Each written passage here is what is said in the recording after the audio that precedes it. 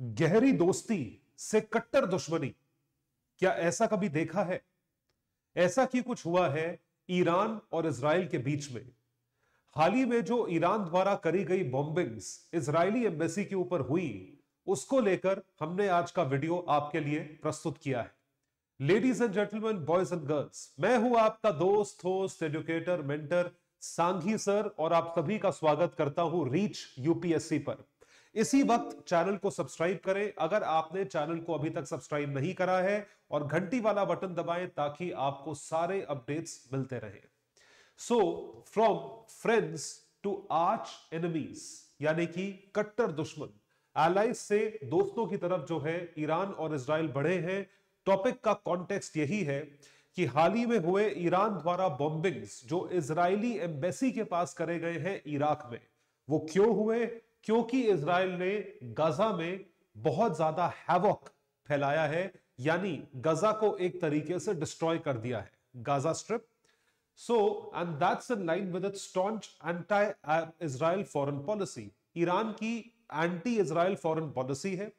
इस वजह से इजराइल ने जो गाजा के लोगों पर मुश्किलें ढोई हैं, जो अटैक्स करे हैं, जिस तरीके से उन्होंने वहां पर कैजुअलिटीज करी हैं, उसको लेकर ईरान ने एंटी इजराइल स्टांस उठाया।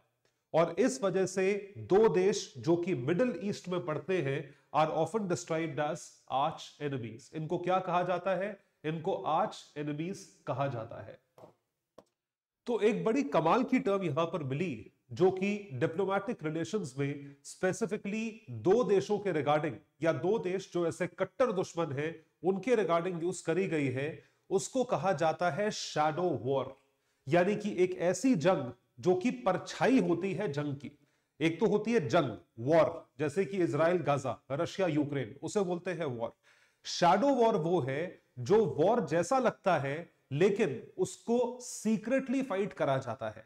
जैसे कि ईरान और इजराइल, ईरान और इजराइल की जो लड़ाई है वो सिर्फ आइडियोलॉजी की या प्रॉक्सी वॉर नहीं है। मतलब ऐसा नहीं है लिमिटेड वॉर की, गोली मार दी उन्होंने, गोली मार दी, या आइडियोलॉजी की सिर्फ लड़ाई हो। ये जो लड़ाई है ये वॉर और पीस, इन दोनों चीजों को मद्देनजर रखते हुए जो स्पेसिफिक मिलिटेंट फैक्शंस है या स्पेसिफिक फैक्शंस है, थोड़े बहुत आर्म्ड अटैक्स के जरिए किया जाता है। इसको सीक्रेटली किया जाता है और उसकी ओनरशिप जो है वो नहीं ली जाती, यानी कि साफ ओनरशिप नहीं ली जाती कि हमने आपके ऊपर अटैक करा है। जैसे ईरान ने इराक में स्थित इजरायली एम्बेसी के ऊपर अटैक करा या इजरायली एम्बेसी के पास बॉम्ब फोड़ा, वो एक शैडो वॉर है। डायरेक्ट इजराइल पे अटैक नहीं है, किसी दूसरी कंट्री में जाके आपने अगर एम्बेसी पे अटैक करा, that is called as a shadow war. So attacks on each other's interest within and outside the soil. एक तो उनकी अपनी कंट्री में ये चीज नहीं हुई है, लेकिन आउटसाइड द सॉइल डेफिनेटली हुई है, जिसको वो मानते नहीं है, डिनाई करते हैं। अब वो उन्होंने अटैक तो इजराइल की एम्बेसी के पास करा, लेकिन मना कर दिया कि हमने ये अटैक नहीं करा। इस चीज को शैडो वॉर कहा जाता है। तो सबसे पहले मिडिल ईस्ट में ये देश कहां स्थित है, आपको इनकी लोकेशन दिखाते हैं ताकि आप और बेटर एसोसिएट कर सके। ये है ईरान। ईरान जो है वो अफगानिस्तान, पाकिस्तान का नेबर है। ऊपर तुर्कमेनिस्तान पड़ता है, अजरबैजान पड़ता है। ये सारे देश ईरान के पास पड़ते हैं। ईरान का जो कैपिटल है वो है Tehran. Tehran is the capital of Iran. Iran के पास उसका नेबर है इराक, सद्दाम हुसैन वाला इराक। यहां पड़ता है सीरिया। सीरिया को ईरान मैसिवली सपोर्ट करता है। सीरियन मूवमेंट को ईरान पूरी तरीके से सपोर्ट करता है। सीरिया के बगल में पड़ता है, इधर ये देखिए, ये लेबनान है, और इसके नीचे ये देश जो है, ये आप देख रहे हैं इस तरीके की शेप वाला, इसको बोलते हैं इजराइल। इजराइल में ही यही कहीं गाजा स्ट्रिप है, और ये जो है आपका वेस्ट बैंक का रीजन है। ये इजराइल है और यहां पे वेस्ट बैंक है। इसके बगल में पड़ता है जॉर्डन और ऊपर सीरिया। जैसा मैंने बताया, ईरान जिस तरीके से सीरिया को सपोर्ट करता है उस तरीके से जॉर्डन को भी सपोर्ट करता है। That is primarily on the basis of Muslim brotherhood. Israel जो है वो सीरिया और जॉर्डन दोनों पे अटैक्स करता है या दोनों के एंटी है। इस वजह से इजराइल ऑटोमेटिकली ईरान के एंटी हो जाता है या ईरान इजराइल के एंटी हो जाता है। ये मैंने आपको प्रॉपर मैप इसलिए दिखाया ताकि आपको ध्यान रहे कि ग्लोबली हम किस तरीके से एसोसिएटेड है। तो ये एक डिटेल्ड मैप है इजराइल का, ये वेस्ट बैंक है और बाकी पोर्शन जो है इजराइल है, ऊपर लेबनान है। ईरान सपोर्ट करता है हमास को। हमास एक मिलिटेंट ग्रुप है गाजा में। तो जैसा मैंने आपको बताया, आप देख सकते हैं ये इजराइल का मैप है और ये जो स्ट्रिप है, ये छोटी सी स्ट्रिप है, इसको कहा जाता है गाजा स्ट्रिप। गाजा की एक मिलिटेंट ऑर्गेनाइजेशन, जैसे कि मिलिटेंट ऑर्गेनाइजेशन है उल्फा, एक मिलिटेंट ऑर्गेनाइजेशन थी भारत में, जिस तरीके से पाकिस्तान में जैश ए मोहम्मद मिलिटेंट ऑर्गेनाइजेशन है, उसी तरीके से हमास भी एक मिलिटेंट ऑर्गेनाइजेशन है। तो हमास को ईरान द्वारा सपोर्ट किया जाता है। Iran becoming a vocal supporter of Palestinian cause. Palestinian cause मतलब Islamic cause and opposed US hegemony. US और इजराइल जो है वो इकट्ठे आपस में चलते हैं, एक दूसरे को सपोर्ट करते हैं। इस वजह से ईरान ऑटोमेटिकली एंटी यूएस और एंटी इजराइल हो जाता है, क्योंकि ईरान जो है वो सपोर्ट करता है पैलेस्टीनियन क्लॉज को। Israel has consistently supported US, which is why Iran has supported Hamas. और ये सब हुआ है 1979 ईरानियन रेवोल्यूशन के बाद। It change relationship between Iran and Israel dramatically. ये चीज बहुत ज्यादा बदली। Palestinian issue has been at the centre of hostilities, मतलब बेसिकली इशू जो है वो इस चीज की वजह से था। Tehran has been warning Israel and its closest ally US. इसको जो है वो वार्न कर रहे थे, क्योंकि ईरान जो है वो मुस्लिम ब्रदरहुड को सपोर्ट करता है एज सपोर्टिंग पैलेस्टीन। इस चीज को वो सपोर्ट करते हैं। अब ब्रीफ में आपको इजराइल पैलेस्टीन का इशू बताते हैं, क्योंकि ये भी जानना यहां पर जरूरी है। इजराइल नामक कोई देश नहीं था। पैलेस्टीन एक कंट्री थी, बड़ी कंट्री थी, जो कि आज की डेट में आप इजराइल के नाम से देखते हैं। जो पैलेस्टीनियन देश था या पैलेस्टीनियन रीजन था, उसमें पॉकेट्स थी ज्यूज की। जो ज्यूज जो परसिक्यूट हुए थे यूरोप में, वो मूव हो गए थे पैलेस्टीन में। तो पैलेस्टीन में उनकी पॉकेट्स थी, तो वहां पर उनके और मुस्लिम्स के बीच में काफी इश्यूज रहते थे। इस वजह से 1947 वर्ल्ड वॉर 2 के बाद वहां पर एक पीस अकॉर्ड साइन किया गया और एक पार्टीशन प्लान बनाया, ज्यूज का अलग और अरब्स का अलग। ज्यूज का एक अलग देश होगा, अरब्स का अलग देश होगा। उस चीज को ज्यूज द्वारा माना गया, लेकिन अरब्स द्वारा नहीं माना गया। अरब्स ने उस चीज को अग्री नहीं करा। Plan was accepted by Jew leaders but rejected by Arab leaders, leading to violence. तो इसके जो मैप्स थे वो किस तरीके से थे आपको दिखाते हैं। इन 1948 इजराइल ने अपनी इंडिपेंडेंस डिक्लेयर कर दी। इजराइल एक ज्यू मेजॉरिटी कंट्री बन गया था, आज भी ज्यू मेजॉरिटी कंट्री है। लेकिन क्योंकि अरब्स ने उस चीज को नहीं माना था, इसलिए हो गई वॉर। और ये जो कॉन्फ्लिक्ट है, it resulted in the displacement of hundreds of Palestinians, thousands of Palestinians जो है वहां से बाहर निकले, and they are laying ground work for future tensions. तो ये आपके समक्ष जो है मैप्स है, जिसमें इजराइल और पैलेस्टीन की ब्रीफ हिस्ट्री है। 1917 में आप देख सकते हैं, ये जो पूरा आप मैप देख रहे हो, ये प्रेजेंट डे इजराइल है, लेकिन उस टाइम का पैलेस्टीन है। उस टाइम का पैलेस्टीन आप इसे बोल सकते हैं। So this is pre British mandate Palestine. इसमें ये जो ब्लू ब्लू पॉइंट्स हैं, ब्लू कलर के, इतने इतने पोर्शंस ज्यू डोमिनेटेड रीजन्स थे, जिनके बीच में कॉन्स्टेंटली कॉन्फ्लिक्ट होता रहता था ज्यूज और अरब्स के बीच में। वर्ल्ड वॉर 2 खत्म होने के बाद 1948 में क्या हुआ, एक स्पेसिफिक पीस अकॉर्ड साइन हुआ, जिसके तहत पार्टीशन प्लान हुआ। ज्यूज का रीजन अलग, अरब्स का रीजन अलग। तो ये मिला अरब्स को, और ये छोटा सा पोर्शन अरब्स को मिला। और बाकी जो ये ब्लू वाला रीजन आप देख रहे हैं, ये पूरा ज्यू डोमिनेटेड रीजन था। इसके तहत 7.5 लाख पैलेस्टीनियंस को एक्सपेल कर दिया, मतलब अपनी कंट्री में वापस जाओ, अपने रीजन में वापस जाओ। फिर 1967 में, अब 1948 से 67 तक कॉन्स्टेंटली इजराइल ने अरब्स के ऊपर जो है कई सारे इनके बीच में लिमिटेड वॉर्स या प्रॉक्सी वॉर्स चले। तो इजराइल ने ये पूरा रीजन, इसको आज आप वेस्ट बैंक बोलते हो, इसको गाजा बोलते हो, इसको ऑक्यूपाई कर लिया। तो आप ये देख रहे हैं, ये पूरा रीजन जो है, Israel has occupied the Gaza and West Bank region 1967 में। 1995 में एक अकॉर्ड हुआ नॉर्वे में, ओस्लो अकॉर्ड। ओस्लो अकॉर्ड के तहत ये जो वेस्ट बैंक रीजन है, इसको डिवाइड करा गया पार्ट ए, बी, सी में। उस पार्ट ए बी सी के तहत डिसाइड हुआ कि कौन सा पोर्शन अरब डोमिनेटेड होगा, यानी कि वेस्ट बैंक कंट्रोल्ड होगा, और कौन सा पोर्शन जूस कंट्रोल्ड होगा या इजराइल ऑक्यूपेशन में होगा।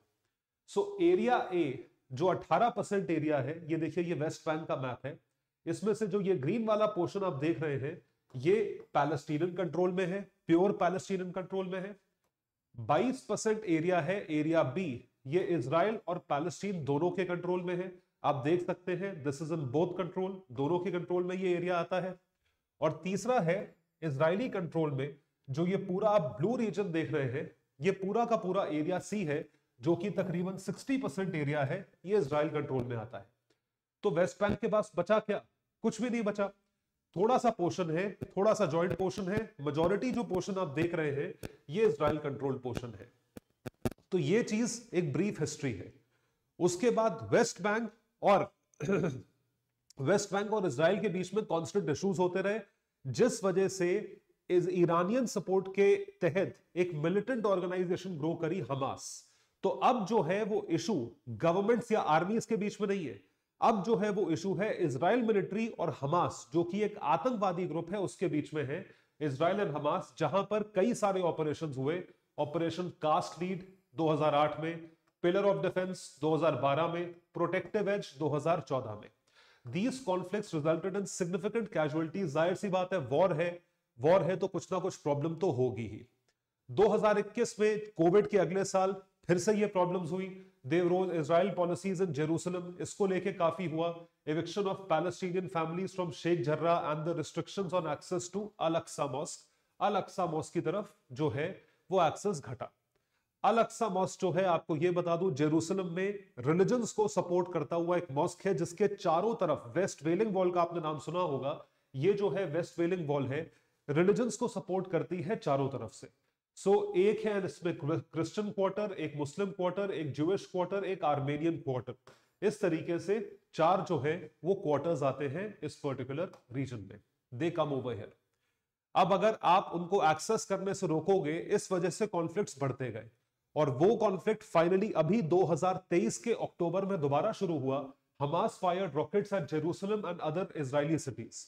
इजराइल ने वापस एयर स्ट्राइक्स करी गाजा पे, और 250 से ज्यादा लोग मारे गए। इसके बाद सीज फायर हुआ, इजिप्ट द्वारा या यूएस द्वारा जो है सीज फायर हुआ।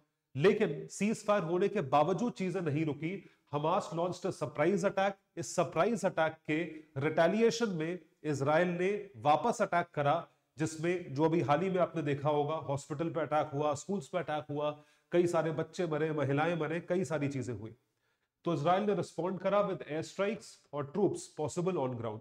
The fighting has resulted in hundreds of casualties. कई सारी कैजुअलिटीज हुई और बहुत सारे लोग जो है वो मारे गए। गाजा स्ट्रिप की जो एग्जैक्ट लोकेशन है वो आप देख सकते हैं, ये लोकेशन है। तो ये पूरा मैप जो है ये इजराइल का है, ये वेस्ट बैंक का पोर्शन है, और ये जो है ये गाजा स्ट्रिप का पोर्शन है। Gaza strip primarily militant controlled है। ये जो आप पूरा रीजन देख रहे हैं मिलिटेंट कंट्रोल्ड है।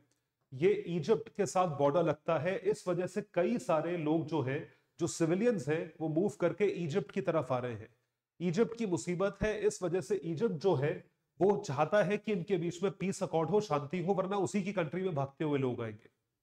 सीधी बात है, जब बांग्लादेश में इतना आतंक हुआ तो बांग्लादेशी हिंदुस्तान भागते हुए आए। ये तो होता ही है, यूक्रेन में हो रहा है तो यूक्रेन के लोग आसपास वाले देशों में जा रहे हैं। सेम चीज यहां पर भी हो रही है, दिस इज ऑल्सो हैपनिंग। तो ये जो है प्राइमरीली इजराइलियंस का जो है एंट्री पॉइंट है गाजा में। This is what is happening. तो इजराइल ने मिडिल ईस्ट में अब क्या करा? What has Israel done in the middle east? मतलब एक तो ये है कि ईरान जो है वो गाजा को सपोर्ट करता है, और इजराइल जो है वो गाजा पे अटैक कर रहा है। इस वजह से ईरान और इजराइल जो है वो लॉगर हेड्स पे है, उनकी लड़ाई है। दूसरा ये है, इजराइल ने ईरान के सपोर्ट वाली कंट्रीज या जिन कंट्रीज को ईरान सपोर्ट करता है उन पे भी अटैक्स करे, जैसे सीरिया में 2022-23 हाल ही में, और उसके साथ साथ लेबनान में। And again in 2023 Israel attacked the Gaza strip. ये तो हमने देखा। तो आप देख सकते हैं ईरान जो है वो सपोर्ट करता है सीरिया को, लेबनान को, दोनों देशों को, और इन्हीं दोनों पे अटैक करा किसने? इजराइल ने। यहां पे कई सारे एस्टैब्लिशमेंट्स को अटैक करा। तो फिर ईरान के revolutionary guard launched overnight missile strikes on anti Iranian terrorist groups in Iraq and Syria. Iraq and Syria में उन्होंने अटैक करा। Revenge attacks targeted Mossad headquarters. ये अटैक अभी परसों रात को हुआ है। जो मोसाद के हेडक्वार्टर, अब ऑब्वियसली इंटेलिजेंस एजेंसी है, वो बता के तो करेगी नहीं हमारे हेडक्वार्टर्स यहां पे है। इराक के एक एरिया में मोसाद के हेडक्वार्टर्स है, ऐसा ईरान को पता था। तो उन्हीं मोसाद हेडक्वार्टर्स पे अटैक हुआ जो कि इराक में है। इसे कहते हैं shadow war. An Islamic state group targets in Syria. जो इस्लामिक स्टेट ग्रुप टारगेट्स है सीरिया में, वहां पर भी अटैक हुआ। A number of ballistic missiles were fired. ये चीज फायर हुई, और ये ऐसे फायर हुई सोच समझ के कि उसके पास जो यूएस एम्बेसी है, ये इस एरिया में जो यूएस एम्बेसी है अर्बिल में, वहां पर ना गिरे, यूएस कैजुअलिटीज ना हो, बट सिर्फ और सिर्फ कौन सी कैजुअलिटीज हो? इजरायली कैजुअलिटीज हो। तो आप देख सकते हैं ये ईरान है, ये अर्बिल है। अर्बिल करके जो एरिया है वो पड़ता है इराक में। यहां पर दो अटैक्स हुए, मिसाइल द्वारा दो अटैक्स हुए, जिसरा पे इजरायली हेडक्वार्टर्स को डिस्ट्रॉय कर दिया। और दूसरा सीरिया में इदलिब करके जो एरिया है, यहां पर अटैक हुआ। इसको भी कहा गया इजरायली बेस है, इसको भी खत्म कर दिया। So this was specifically done, इसको इस तरीके से किया गया था। It is said centre was used to develop espionage operations and plan acts of terrorism across the region, especially in Iran. और यह सोचकर किया गया था कि यूएस में किसी भी तरह की कैजुअलिटी ना हो, there should be no casualty in the US. इसके साथ साथ आपको यह बताता हूं, इराक में अटैक करने का पर्पस यह था कि इराक का जो नॉर्दर्न पोर्शन है, ये जो पर्पल वाला रीजन आप देख रहे हैं, इसको कहा जाता है कुर्दिस्तान या कर्डिस्तान। ये कर्डिस्तान जो है ये प्रो इजराइल पोर्शन है। सिर्फ इतना सा पोर्शन जो है ये प्रो इजराइल है और ये प्रो यूएस है। बाकी जो इराक है वो प्रो ईरान है। सो इस वजह से यहां पर अटैक किया गया था इरबिल में। The satellite imagery suggests that Iran's missile strike was calculated to deliberately avoid US casualties, कि US no Americans were killed, कोई अमेरिकन ना मरे, सिर्फ और सिर्फ इजरायली लोग मरे। क्योंकि अगर यूएस पे अटैक होता, यूएस कॉन्सुलेट पे अटैक होता, तो एक तरीके से आप यूएस के खिलाफ वॉर पे जा रहे हो। ये पर्पस ईरान का नहीं था। तो ये सारी चीजें देखते हुए अभी वर्तमान की स्थिति क्या है, प्रेजेंट स्टेटस क्या है? The rivalry for dominance and power in the region. तो ईरान अपना डोमिनेंस करना चाहता है, दिखाना चाहता है। So two states have been embroiled in a low level war for more than a decade. There are no signs that they are changing. कोई change नहीं हो रहा है। और जो करंट एस्टैब्लिशमेंट है ईरान में, वो ये चाहती है कि इजराइल जो है वो गाजा पर किसी भी तरीके से अपना होल्ड वहां से हटाए, या गाजा को अकेला छोड़े, वहां पर और ज्यादा किसी भी तरीके की कैजुअलिटीज ना करे। तो ये जो पूरा मिडिल ईस्ट का ऑर्डर है, ये धीरे धीरे चेंज कर रहा है। मिडिल ईस्ट के ऑर्डर में चेंज बताइए एक छोटी सी कंट्री की वजह से हो रहा है। रीजन सिर्फ इतना है, ये इजरायली पोर्शन है, इसको लेके चेंजेस हो रहे हैं कि कुछ लोग इजराइल को सपोर्ट करते हैं, कुछ लोग जो है वो गाजा रीजन में पैलेस्टीनियन कॉज को सपोर्ट करते हैं। तो उस वजह से ईरान, इराक, सीरिया, आपका जॉर्डन, ये सारी की सारी कंट्रीज इन्वॉल्व है। तो मिडिल ईस्ट जो है उसका ऑर्डर चेंज हो रहा है, यहां पर भी डिविजन है। तो क्या गलत कहा गया था कि हम तीसरे विश्व युद्ध की तरफ चल चुके हैं? एक तरफ रशिया यूक्रेन से लड़ रहा है, वहां पर भी कितनी सारी नाटो देश इन्वॉल्व है। दूसरी तरफ हम इजराइल हमास लड़ रहे हैं, यहां पर भी इन्वॉल्व है। ईरान ने हाल ही में पाकिस्तान पे अटैक करा, और अब जो है वो सीरिया में और यहां पे इजराइल के खिलाफ एक्ट कर रहा है। तो ये वॉर है, ये वर्ल्ड वॉर नहीं है तो क्या है? तो इस चीज को लेके अब वॉर को मद्देनजर रखते हुए क्या रिपरकशंस हो सकते हैं कि तेल महंगा होने के चांसेस हैं। ईरान ऑयल के प्राइसेस बढ़ाएगा। जब भी ऑयल के प्राइसेस बढ़ते हैं, देश में ग्लोबल इन्फ्लेशन जो है वो बढ़ जाता है। Inflation could be well above 6.7%, और ग्लोबल इकोनॉमिक ग्रोथ जो है वो स्लो हो जाएगी। बताइए, कोविड और एग्जिस्टिंग वॉर कम थी, जो एक वॉर और आ गई। पूरी दुनिया में रिसेशन आने के चांसेस हैं, with significant implications for countries like India and US, specially Bharat के लिए, क्योंकि भारत किस पे चलता है? इंपोर्टेड ऑयल पे चलता है। तो इस चीज को मद्देनजर रखते हुए चीजें जो है जिस तरीके से हमारे देश में आती हैं, वो उतनी महंगी हो जाएंगी कि वो हमारी रीच के बाहर होंगी, अफोर्डेबिलिटी पावर के बाहर होंगी। तो आई होप आप लोगों को ये समझ में आया होगा। अब जितने भी हमने कॉन्सेप्ट्स अभी तक करे, उसको लेके कुछ क्वेश्चंस हैं जो कि प्रीलिम्स के लिए इंपॉर्टेंट है, वो मैं करवाऊंगा। लेकिन अभी तक अगर आपने मेरा चैनल सब्सक्राइब नहीं करा है तो चैनल को सब्सक्राइब करें, और साथ साथ बेल बटन भी दबाएं, लाइक कमेंट जरूर करें, बिकॉज वो चीज हमें एल्गोरिदम में सपोर्ट करता है। आइए देखते हैं कि ये पीवाईक्यू क्या है। देखिए, ये ज्योग्राफी मैपिंग के पीवाईक्यूज हैं और ये बहुत भारी मात्रा में आते हैं। 4-5 सवाल आपको 100 में से सिर्फ मैपिंग के मिलेंगे। Mediterranean sea is the border of which of the following countries. 2017 का सवाल है कि कौन सी कंट्रीज मेडिटेरेनियन सी को बॉर्डर करती हैं। मेडिटेरेनियन सी को बॉर्डर करने वाली कई कई कंट्रीज हैं, 15 से ऊपर कंट्रीज हैं। सदर्न यूरोप की कंट्रीज और मिडिल ईस्ट की countries, Jordan, Iraq, Lebanon, Syria. Iraq नहीं है, इराक लैंडलॉक्ड है। सिमिलरली जॉर्डन भी नहीं है। लेबनान और सीरिया जो है, इसका सही आंसर है, ये मैं आपको यहां पे दिखाने की कोशिश करता हूं। देखिए, ये मेडिटेरेनियन सी है, ये इस तरफ पूरी यूरोपियन कंट्रीज हैं, ये टर्की है, ये सीरिया है और ये जॉर्डन है। इस तरीके से ये जो है ये इसको करते हैं, लेबनान और सीरिया। सो 3 और 4 आर करेक्ट। ये एग्जाम क्वेश्चन है, इसको आप ध्यान रखोगे। Which one of the following countries of South West Asia does not open out to the Mediterranean Sea? जो मेडिटेरेनियन सी को नहीं खुलती है। तो ये भी एक तरीके से वही क्वेश्चन है। Syria, Jordan, Lebanon, Israel. Israel उस तरफ सी की तरफ खुलती है क्या? और अभी मैंने आपको बताया सीरिया भी खुलती है, जॉर्डन, लेबनान। तो जॉर्डन नहीं खुलती है, hence Jordan is the correct option. बाकी सारे ऑप्शंस जो हैं वो गलत है। The term two state solution, two state solution एक टू नेशन थ्योरी भारत की थी। टू स्टेट सोल्यूशन जिसको मेंशन करा जाता है, ये किस चीज से रिलेटेड है? China, Israel, Iraq, Yemen. India Pakistan का ऑप्शन नहीं है, ये इजराइल से एसोसिएटेड है। ये 2018 का सवाल है।